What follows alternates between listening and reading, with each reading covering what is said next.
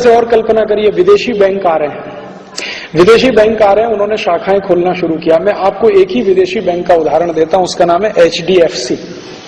1992-93 में ये बैंक जब भारत आया था तो इसकी एक शाखा खुली थी, सिर्फ एक ब्रांच थी, और उसमें डिपॉजिट जीरो था। एक ब्रांच थी, डिपॉजिट उसमें जीरो था। HDFC भारत आया था तब। आज HDFC को भारत में व्यापार करते हुए 10 साल हो गया है।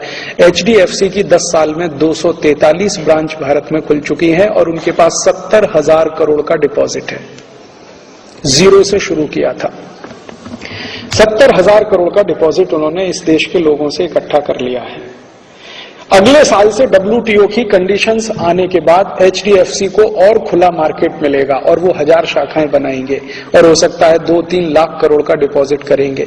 और इतना डिपॉजिट करके किसी दिन वो घोटाला करके भाग जाएं तो भारत का फाइनेंस मिनिस्टर भी कुछ नहीं कर सकता। और ऐसा हुआ है इस देश में। आपको मालूम है 93-94 में सिटी बैंक स्कैम हुआ था अमेरिका का। सिटी बैंक स्कैम जो हर्षद मेहता ने ऑपरेट किया था पूरे भारत में, वो सिटी बैंक स्कैम था। हर्षद मेहता स्कैम के नाम से चला पूरे देश में। स्कैम सिटी बैंक ने किया था। हर्षद मेहता तो सिटी बैंक का पपेट था, मोहरा था। सिटी बैंक उसको चलाता था, हर्षद मेहता वही चलता था। सिटी बैंक ने भारत में आके हर्षद मेहता को खड़ा किया और हर्षद मेहता को पैसा देना शुरू किया और उस पैसे से उससे कहा कि शेयर खरीदो, हमको दो। तो हर्षद मेहता अपने नाम से शेयर खरीदता था, सिटी बैंक को ट्रांसफर करता था, पैसा सिटी बैंक देता था। तो सिटी बैंक ने खेल क्या खेला कि भारत की कुछ कंपनियों को उठाना है, कुछ को गिराना है। जिन कंपनियों के शेयर सिटी बैंक के पास है उनको उठाना है, जिनके नहीं है उनको गिराना है। ये खेल में वो लग गए। हर्षद मेहता उनको कठपुतली की तरह से मिल गया। उसने खेल खेला और उस खेल में हिंदुस्तान का हजारों करोड़ रुपए, कम से कम 76,000 करोड़ रुपए डूब गया इस देश का। और जब ये सारा घोटाला खुला और घोटाले पर इंक्वायरी हुई, इंक्वायरी भारत सरकार की संसदीय समिति ने की। संसदीय समिति ने कहा कि हर्षद मेहता घोटाले का जिम्मेदार नहीं है, सिटी बैंक जिम्मेदार है। तो भारत के एक्स फाइनेंस मिनिस्टर और वर्तमान prime minister doctor Manmohan Singh ने कहा कि हमें मालूम है सिटी बैंक जिम्मेदार है, लेकिन हम उसके खिलाफ कार्रवाई नहीं कर सकते क्योंकि अमेरिका से हमें इन्वेस्टमेंट चाहिए। और मनमोहन सिंह ऐसे फाइनेंस मिनिस्टर और आज भारत के प्राइम मिनिस्टर के रूप में भी सिटी बैंक के खिलाफ कुछ करने की स्थिति में नहीं है, क्योंकि उनको इन्वेस्टमेंट चाहिए वहां से। अमेरिका नाराज हो जाएगा। और इसी अमेरिका ने भारत के स्टेट बैंक ऑफ इंडिया के खिलाफ इतनी सख्त कार्यवाही की अमेरिका में कि उनके हालत खराब हो गए, लेने के देने पड़ गए।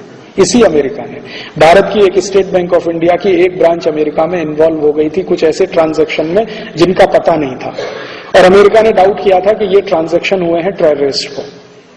अमेरिका में एक नियम है, एक अमाउंट से ज्यादा का पैसा निकाला जाए और जमा किया जाए तो उसका सारा इंक्वायरी करना, नहीं करेंगे तो बैंक जिम्मेदार है उसके लिए। तो स्टेट बैंक ऑफ इंडिया ने ऐसे कुछ ट्रांजैक्शन किए थे जिनका कुछ अता पता नहीं था। उसमें अमेरिका ने इतना हैवी पेनल्टी ठोका उनके ऊपर कि एक ब्रांच का पूरा डिपॉजिट उसमें जाने की स्थिति आ गई।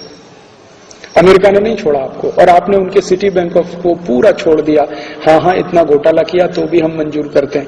और आपको मालूम है रामनिवास मिर्धा नाम के एक मेंबर ऑफ पार्लियामेंट, उनकी अध्यक्षता में बनी संयुक्त जांच समिति ने यह कह दिया था कि सिटी बैंक को भारत से वाइंड अप करने का आदेश दीजिए, इनका बोरिया बिस्तर बंद करा दीजिए, नहीं तो ये देश को लूटेंगे।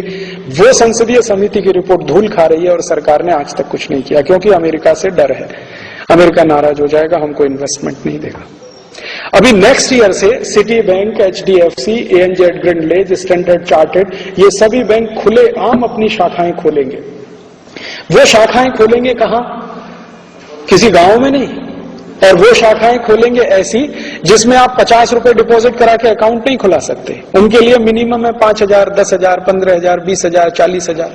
आपकी भारत की जो स्टेट बैंक है या भारत की जो बैंक है वो तो गांव में भी जाके शाखा खोलती है, क्योंकि उसको सर्विस देनी है, बिजनेस नहीं करना है, सर्विस देनी। इनको बिजनेस करना है तो वो बड़े बड़े शहरों में शाखाएं खोलेंगे। बंबई है, कलकत्ता है, मद्रास है, हैदराबाद है, कोयम्बतूर है, चेन्नई है, वगैरह वगैरह। और उनमें जो क्रीमी लेयर है भारत का, जिनके पास थोड़ा पैसा, उनके डिपॉजिट रख के उस पर काम करेंगे। और वो डिपॉजिट को कहां इन्वेस्ट करेंगे वो आप भी नहीं रोक सकते और तय भी नहीं कर सकते। तो आपके देश की खून पसीने की कमाई, पूंजी, जो डोमेस्टिक सेविंग्स है, वो विदेशियों के हाथ में आप दे देंगे।